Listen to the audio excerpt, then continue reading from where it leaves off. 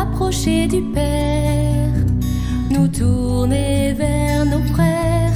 40 jours pour vivre un temps de désert, pour accueillir le mystère et entrer dans sa lumière.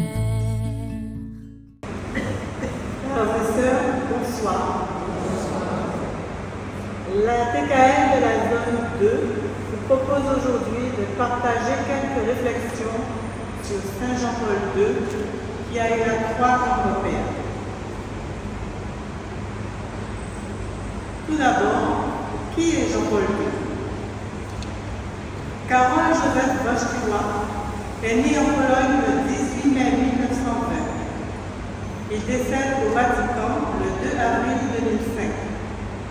Prêtre, évêque puis archevêque de Cracovie, cardinal, il sera élu le 264e pape de l'Église catholique le 16 octobre 1978. Il prendra le nom de Jean-Paul II. Lors de son intronisation, il nous dit « N'ayez pas peur ». En 2014, depuis sa canonisation, il est appelé Saint Jean-Paul II par les catholiques. Premier pape polonais de l'histoire, il s'attachera à donner une grande visibilité à l'Église à travers son action pastorale. Artisan de l'effondrement du système communiste, il entreprendra de nombreux voyages, dont 7 en France pour la défense de la paix et des droits de l'homme. Jamais il n'annulera un déplacement.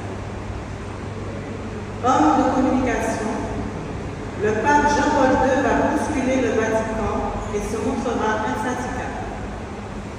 En effet, pour la paix et l'harmonie religieuse dans le monde, il va améliorer les relations entre le catholicisme et les autres religions en invitant les responsables de toutes les confessions religieuses à des prières communes pour la paix à Assise. Soucieux de faire vivre la foi des jeunes à qui il dit « Vous êtes l'avenir du monde et l'espérance de l'Église, vous êtes mon espérance », il crée les JMJ en 1984, la Journée mondiale de la jeunesse, un événement qui rassemble des jeunes du monde entier. Quelle chance avons-nous eu d'avoir pu vivre au temps du Saint-Père, le pape Jean-Paul II. Fort de notre foi et de nos engagements dans l'Église catholique, nous avons vécu à côté d'un grand homme qui a voué sa vie au service de Dieu. Très tôt, le jeune Karol Józef Wojtyła a connu la souffrance que peut causer la perte de sa mère, de son père et de son frère. Pour gagner sa vie et échapper à la déportation sous l'occupation nazie, il travaille très tôt dans une carrière, puis dans une usine chimique. Cependant, aucune épreuve ne l'éloignera de Dieu, car tout est transformé par lui en amour. En 1981, sur la place Saint-Pierre à Rome, comme Jésus, il se déplace, homme saint, vulnérable, à bord d'une simple jeep décapotable, au milieu de milliers de fidèles, et est blessé par balle. Mais il survivra à ses blessures et reprendra son bateau de pèlerin. Tout comme Jésus son frère, le pape Jean-Paul II a connu la violence des hommes de son temps, en l'occurrence le terrorisme. Pourtant, il rencontrera son agresseur et lui accordera son pardon. Que de tribulations a-t-il connu tout au long de sa vie? Jean-Paul II a subi en tout 6 interventions chirurgicales. Suite à l'attentat, il a perdu 3 litres de sang lors de l'opération qui a duré 5 heures et a été transfusé avec du sang contaminé, ce qui l'a affaibli énormément et a entraîné de nombreuses séquelles. Il a souffert de la maladie de Parkinson. Il a été victime d'une tumeur de l'intestin. Il a fait plusieurs chutes entraînant une fracture du col du fémur et une luxation de l'épaule. il contracte en 2005 une grippe qui se transforme en laryngo-trachéite aiguë, avec des crises de spasme du larynx, ce qui l'oblige à être hospitalisé. Quelques jours plus tard, il est de nouveau hospitalisé à la suite d'une crise d'étouffement entraînant une trachéotomie. Le 31 mars, il est victime d'un choc septique, d'un collapsus cardiovasculaire et d'une infection urinaire. Le vendredi saint avant son décès, pour la première fois, il ne peut présider la cérémonie du Trigone pascal, mais voulant se rendre présent malgré son état, il transmet aux fidèles de brèves méditations qui seront lues lors de la liturgie de la Semaine Sainte, telles que « Je suis spirituellement avec vous au Colisée » ou encore « L'adoration de la croix nous renvoie à un engagement auquel nous ne pouvons nous soustraire ». Et il continue « J'offre moi aussi mes souffrances afin que le dessein de Dieu s'accomplisse et que sa parole fasse son chemin parmi les hommes. Je suis à mon tour proche de ceux qui, en ce moment, sont éprouvés par la souffrance. Je prie pour chacun d'eux. En ce jour mémorial du Christ crucifié, je regarde et j'adore avec vous la croix et je répète les paroles de la liturgie. Ô croix, unique espérance, donne-nous patience et courage et obtiens au monde la paix, conclut le pape Jean-Paul II. Mais l'amour du Christ est plus fort que la mort. C'est ce que le pape veut nous dire le dimanche de la résurrection, quand il apparaît à midi pour donner aux foules massées place Saint-Pierre la bénédiction urbi et orbi. La douleur le paralyse. Il fait alors juste un signe de croix et tente de répondre d'un geste au salut des foules. Face à face avec la souffrance, Jean-Paul II, profondément paisible, témoigne de la signification rédemptrice de la souffrance. Refusant l'hospitalisation, il a fait ses adieux à ses collaborateurs un à un, puis est entré dans un coma après avoir écouté l'évangile de Jean. La veille du dimanche de la miséricorde divine qu'il a lui-même institué, Jean-Paul II va rejoindre le Père.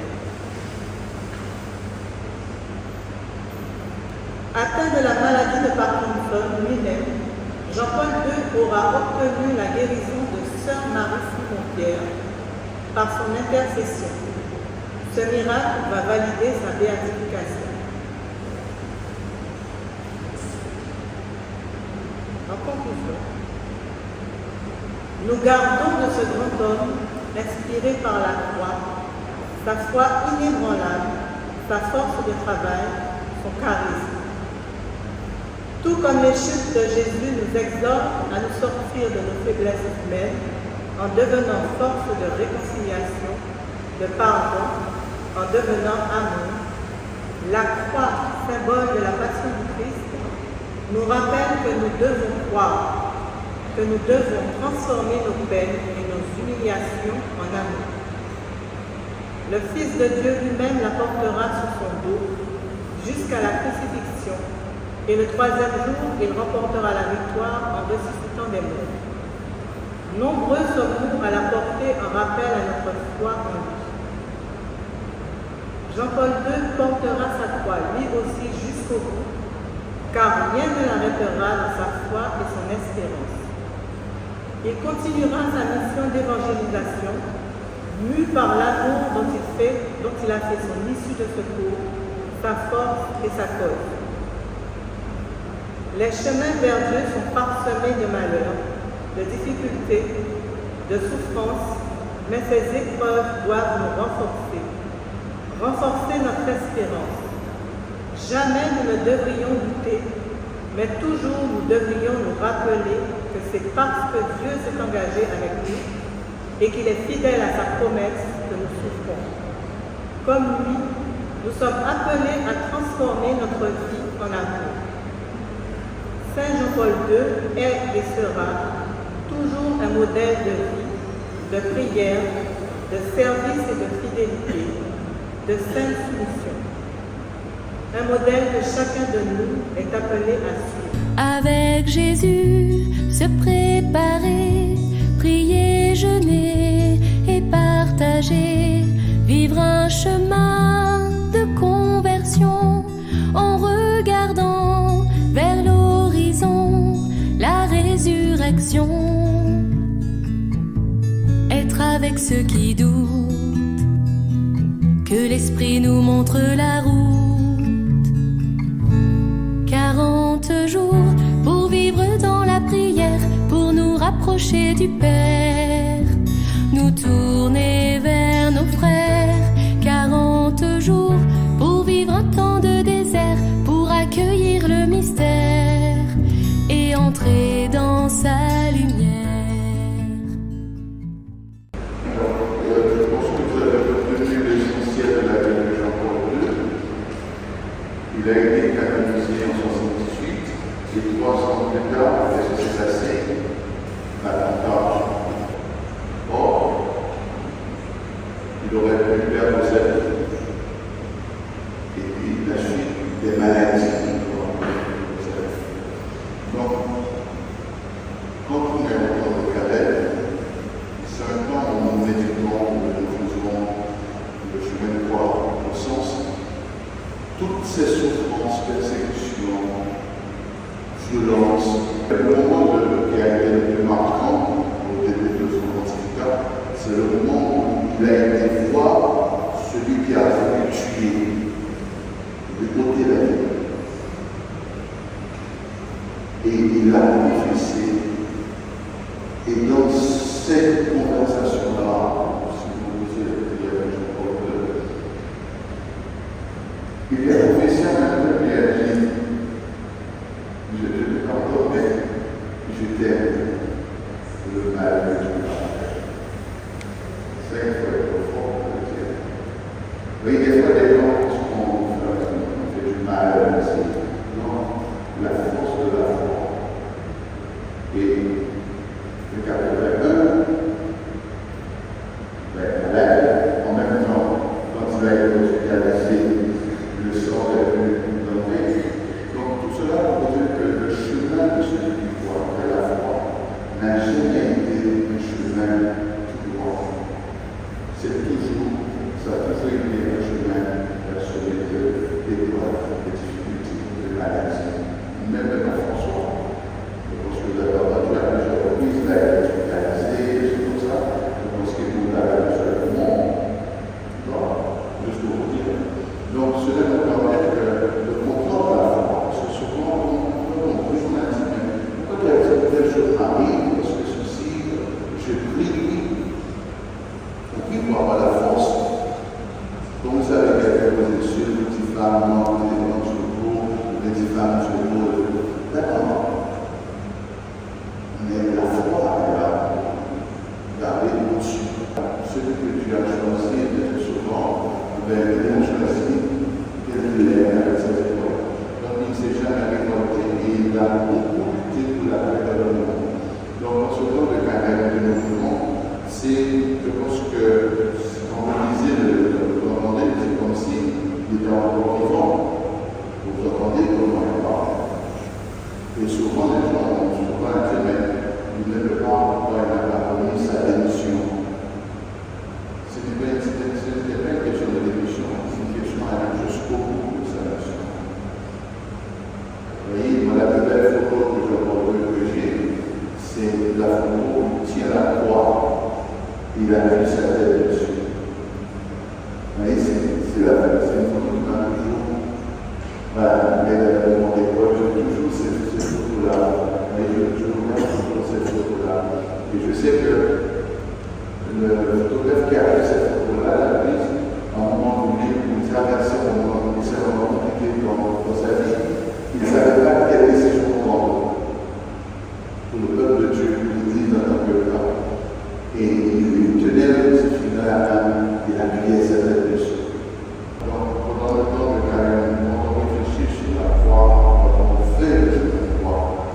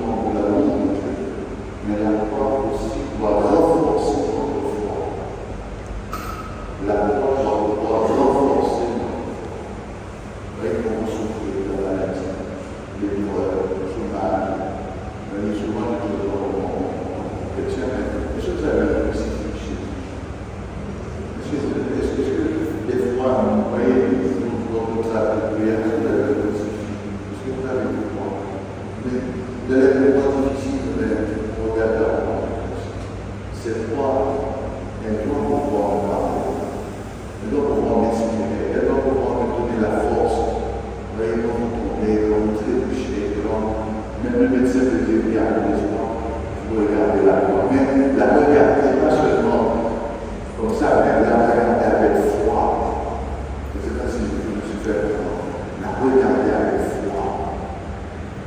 Et quand vous regardez la croix, comment Jésus a fait ça. Et je pense que pendant ce temps de carrière, nous allons découvrir chaque vendredi de ceux qui ont fait l'expérience et tout ces années passées entre problèmes de problèmes à l'intérieur de l'Église, les problèmes de culture, ce sont des problèmes internes de l'Église.